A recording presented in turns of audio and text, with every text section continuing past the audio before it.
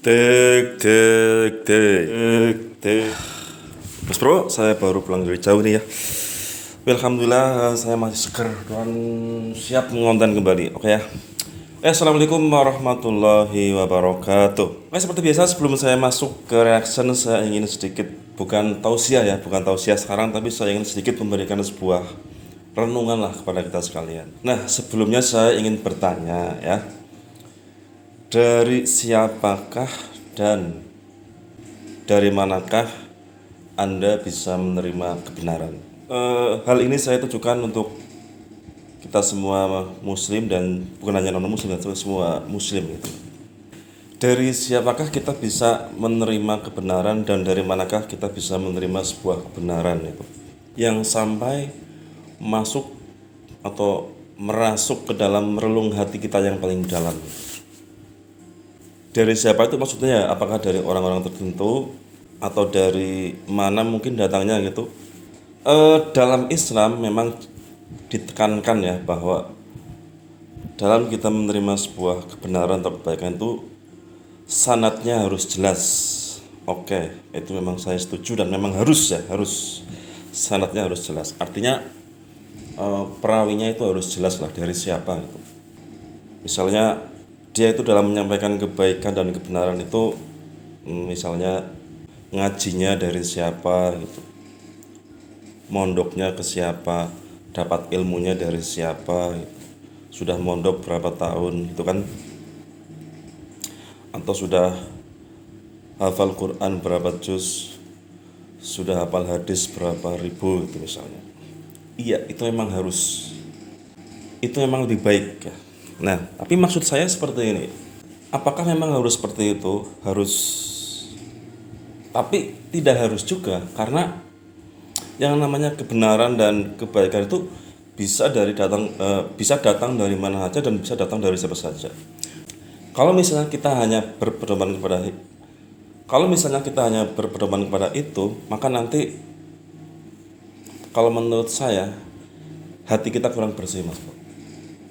Kalau saya tidak ya, saya bisa menerima kalau saya bisa menerima semua kebenaran dan kebaikan itu datang dari siapa saja. Saya tidak pandang bulu gitu ya. Kalau memang apa yang dia sampaikan itu baik dan benar, maka akan saya renungkan ya, dan mungkin akan masuk ke dalam relung hati saya gitu. Sebagai contoh seperti ini ya, misalnya ini ya, contoh kecil sebenarnya ya. Misalnya dalam sebuah hadis itu kan ada hadis sahih dan ada hadis lemah, atau istilahnya apa tuh ya, dhaif itu ya. Kan ada sebagian orang dia harus sahih dulu baru kita bisa menerimanya. Kalau saya kok tidak ya Mas Bro, saya itu bahkan sebuah hadis lemah pun kalau misalnya di situ memang tidak bertentangan dengan Al-Quran dan bisa membuat kita lebih baik, itu malah kalau menurut saya jauh lebih berarti dan berguna daripada hadis sahih yang hanya masuk telinga kanan ya, kemudian keluar telinga kiri. Misalnya tentang hadis keutamaan apa gitu, mungkin bagi sebagian orang hadisnya lemah gitu, atau dhaif. Kalau bagi saya, bahkan karena memang saya pernah mengalami sih, kalau itu memang merangsang kita untuk semakin memicu adrenalin untuk beramal baik, itu kalau menurut saya nggak masalah. Itu contohnya seperti itu. Kemudian yang lain lagi adalah kalau kita hanya berpedoman kepada kebenaran itu datangnya dari siapa, maka nanti kita akan sangat pilih-pilih, Mas Bro. Memang kita harus pilih-pilih ya, sanadnya harus jelas lah. Ya tadi saya sudah jelaskan bahwa dia sudah ngajinya ke siapa, mondoknya ke siapa gitu kan. Itu memang bagus, memang harus seperti itu. Tapi kalau misalnya seperti itu, nanti kita akan sulit sekali untuk menerima dari kebenaran dan kebaikan dari orang-orang tertentu mungkin ya. Misalnya kan kebaikan itu datangnya dari seorang pengamen misalnya, atau kalau kita istilahkan ya, kebaikan itu datangnya dari seorang yang terbenam dalam lumpur gitu ya, atau dari, bahkan kalau menurut saya kebenaran dan kebaikan itu datangnya kalau misalnya dari seorang penjahat atau dari orang yang tidak baik mungkin ya. Kalau memang apa yang dia sampaikan itu baik, kalau saya pribadi ya akan saya ambil. Dalam arti bahwa kalau saya bisa memicu atau saya bisa melaksanakan, kenapa tidak gitu ya. Saya ambil contoh lagi misalnya seperti ini ya. Misalkan dalam sebuah pengajian gitu ya, dalam sebuah pengajian. Kan itu sudah jelas ya bahwa yang ngaji adalah seorang ustadz, orang alim, atau istilahnya tuh pak kiai gitu. Itu memang bagus dan harus. Tapi apa kita bisa takdim hanya karena hal-hal seperti itu gitu. Misalnya gini, ketika ada sebuah ceramah atau pengajian ya membahas tentang keutamaan Al-Qur'an gitu. Disampaikan bla bla bla bla gitu. Nah, kita sebagai seorang jamaah atau ya orang awam yang sedang melakukan sebuah pengajian kan kita manggut gitu ya, memang benar gitu. Tapi pertanyaan saya, apakah yang disampaikan itu sampai bisa merasuk ke dalam relung hati kita itu? Apakah bisa setelah kita mendengarkan ceramah pengajian keutamaan Al-Qur'an itu kita bisa sampai begitu saya pulang saya harus menjadi seorang penghafal Al-Qur'an misalnya seperti itu? Apakah seperti itu? Saya yakin tidak, Mas Bro. Maksud saya bukan saya meragukan ya, bukan 100% seperti itu, tapi kebanyakan itu hanya sebuah formalitas lah. Walaupun bukan percaya, saya percaya maksudnya walaupun memang di dalam sebuah pengajian ataupun dalam sebuah ceramah itu kan ada istilah bahwa yang namanya majelis taklim itu adalah seperti taman surga gitu ya. Itu memang iya memang. Tapi maksud saya yang saya tekankan adalah seperti ini.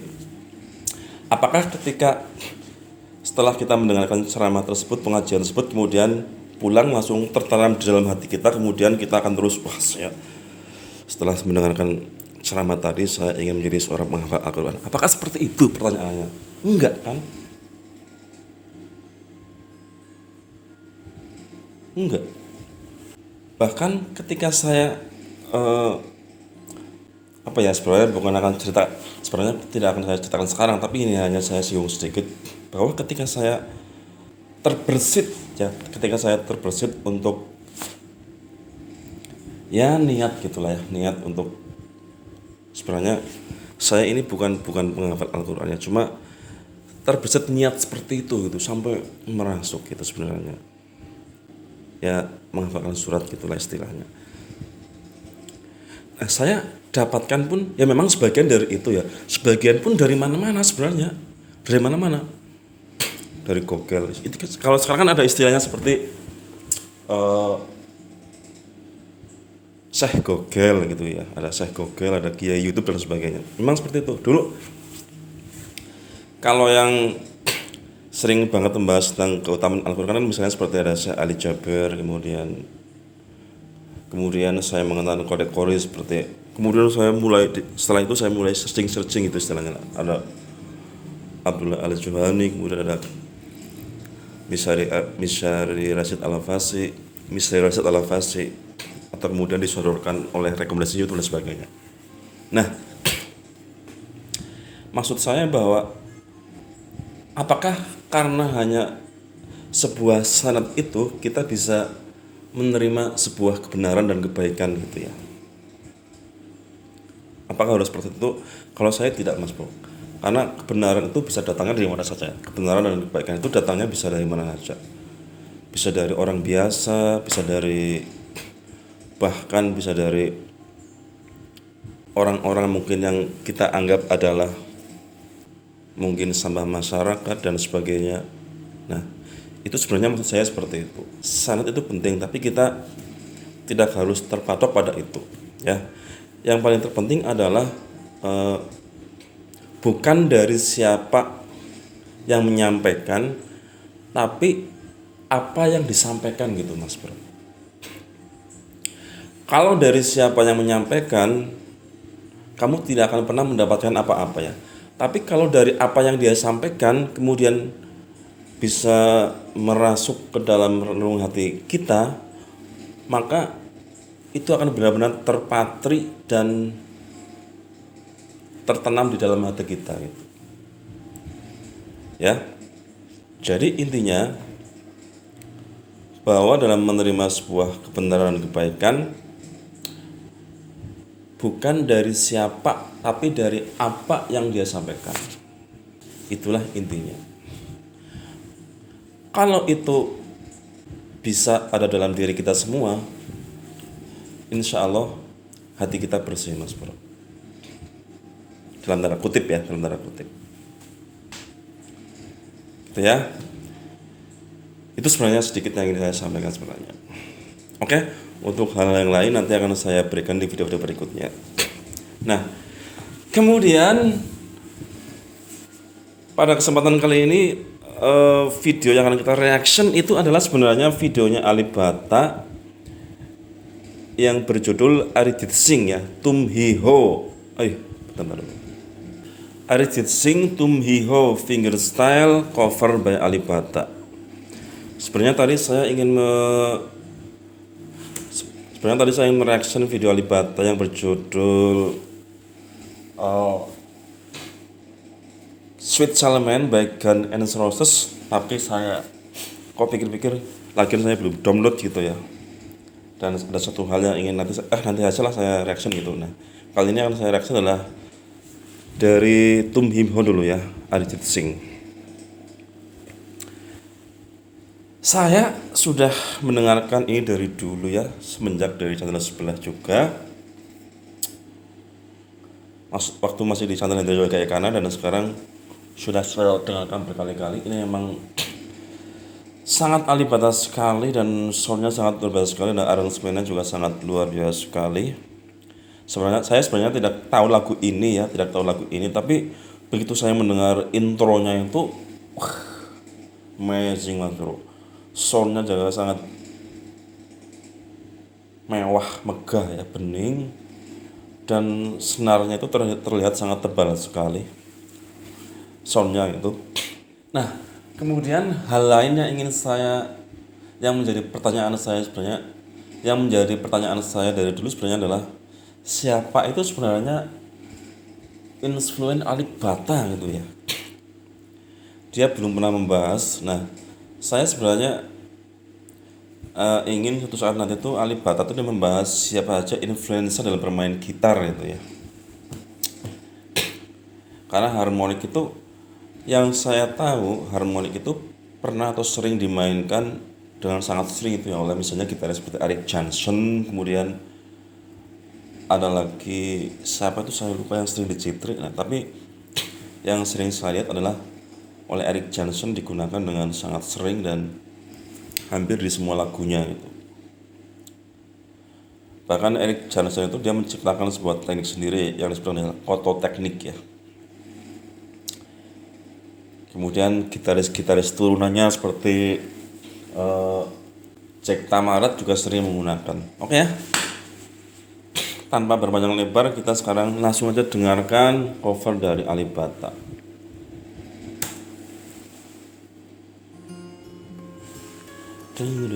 Nah, ini begitu kita mendengarkan intronya itu sangat luar biasa Mas Bro. Saya juga sering menggunakan sih ya.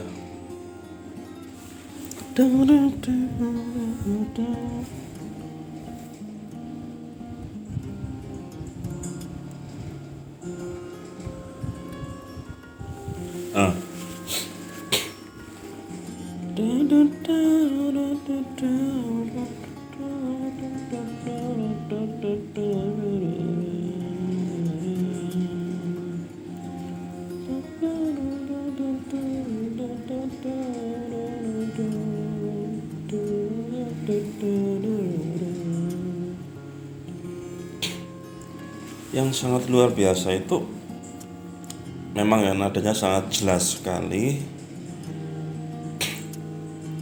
dan suara perkusinya itu loh ya. Kalau dan menurut saya sampai dia mendapatkan sound perkusi seperti itu dia sudah banyak melakukan uji coba ya. Dia sudah banyak melakukan uji coba saya kira.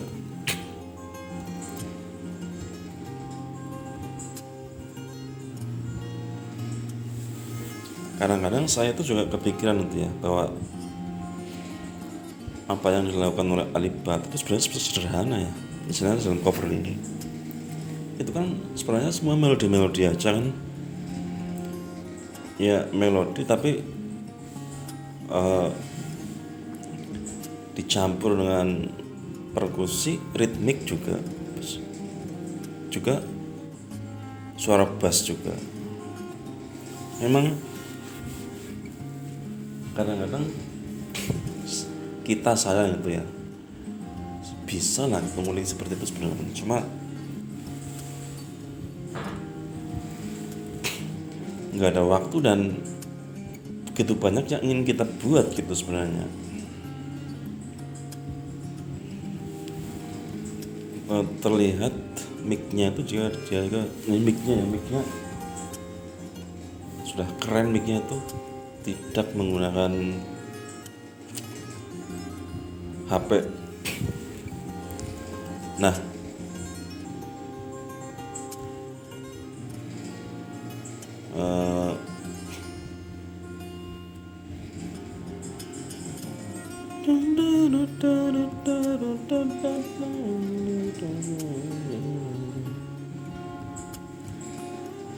kalau ini memang saya akui secara overall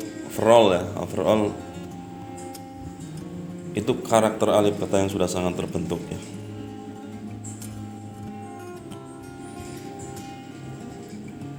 Dari pengambilan video, cahaya, coba bandingkan dengan yang di blues itu. Yang di blues kemarin yang sudah saya reaksi, kemudian juga di lagu yang Mr. Big itu sangat jauh sekali. Makanya kalau menurut saya Alibata ketika menyerahkan itu kepada orang lain sebagai uji coba, yang dia tonjolkan itu adalah teknik permainan gitarnya dan arrangementnya dulu ya. Untuk hal-hal lain, videografi menyusul menurut saya, dan ini sudah sangat perfect.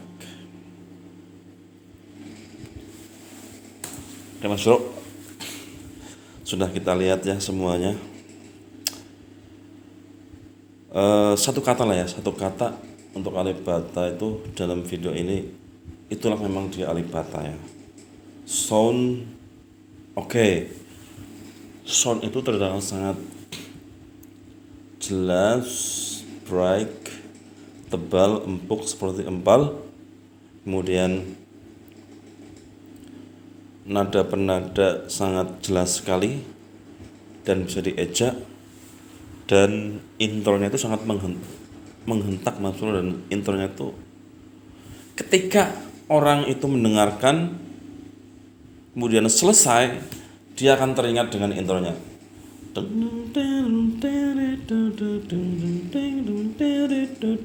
Gitu ya. Itulah satu kata untuk Alibata dalam video ini, memang amazing, top. Itulah Alibata. Ya, kemudian kalau Anda tidak menyimak video ini secara full, satu kata yang ingin saya sampaikan adalah buat sebuah renungan bahwa dalam menerima sebuah kebenaran dan kebaikan adalah bukan dari siapa kebaikan dan kebenaran itu datang, tapi dari apa yang dia sampaikannya.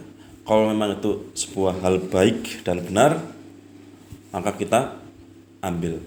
Dan syukur-syukur bahwa semuanya itu dapat merasuk ke dalam relung hati kita yang paling dalam, kemudian juga bisa tertanam di dalam hati kita dan sanubari kita. Ya, sekian reaction dari saya. Kita ketemu lagi di video berikutnya. Assalamualaikum warahmatullahi wabarakatuh.